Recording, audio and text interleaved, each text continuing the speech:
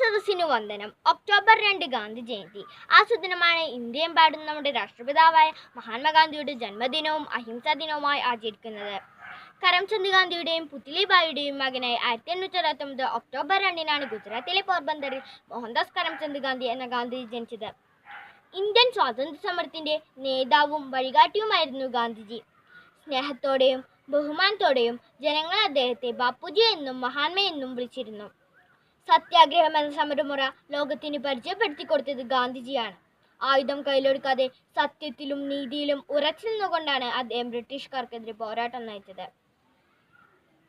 തൻ്റെ ആത്മകഥയായ എൻ്റെ സത്യാന്വേഷണ പരീക്ഷണങ്ങളിലൂടെ ഗാന്ധിജി ജീവിതത്തിലെ പല നിർണായകമായ സംഭവങ്ങളെയും പറ്റി വിവരിക്കുന്നുണ്ട്. വ്യക്തികളിൽ നിന്ന് കുടുംബവും, കുടുംബത്തിൽ നിന്ന് സമൂഹവും നന്നാവണം. എന്നാൽ മാത്രമേ രാജ്യം ഭദ്രമാവുകയുള്ളൂ എന്ന് ഗാന്ധിജി നമ്മെ പഠിപ്പിച്ചു.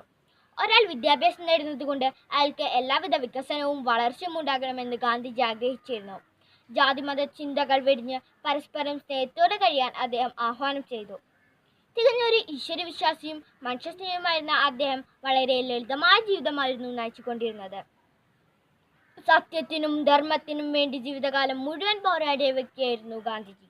ഒടുവിൽ നമ്മുടെ രാജ്യത്തിനു വേണ്ടി 1948 ജനുവരി 30 രക്തസാക്ഷിയാവുകയും ചെയ്തു. തൻ്റെ ജീവിതത്തിലൂടെ ഒരു സന്ദേശം നൽകുവാൻ ആ മഹാത്മാവിന് കഴിഞ്ഞു. ആ സന്ദേശങ്ങളെ പ്രാവർത്തികമാക്കാനും മുറുകെ പിടിക്കുവാനും അദ്ദേഹം കാട്ടിത്തന്ന വഴിയിലൂടെ നമുക്ക് പിന്തുടരാം. മഹാകവി വള്ളത്തോൾ പറഞ്ഞതുപോലെ ക്രിസ്തുവിൻ്റെ ആത്മസ്നേഹവും മുഹമ്മദ് നബിയുടെ സ്നേഹവായ്പും ബുദ്ധൻ്റെ ദയയും കൂടി ചേർന്നതാണ് മഹാത്മാഗാന്ധി. സൂര്യനസ്തമിക്കാത്ത ആ മഹാസാമ്രാജ്യത്തെ കേവലം സഹനം കൊണ്ട് കൂപ്പുകുത്തിച്ച ആ മഹാമനുഷ്യസ്നേഹിക്ക് പ്രണാമം അർപ്പിച്ചുകൊണ്ട് ഞാൻ ഉപസംഹരിക്കുന്നു. നന്ദി, നമസ്കാരം.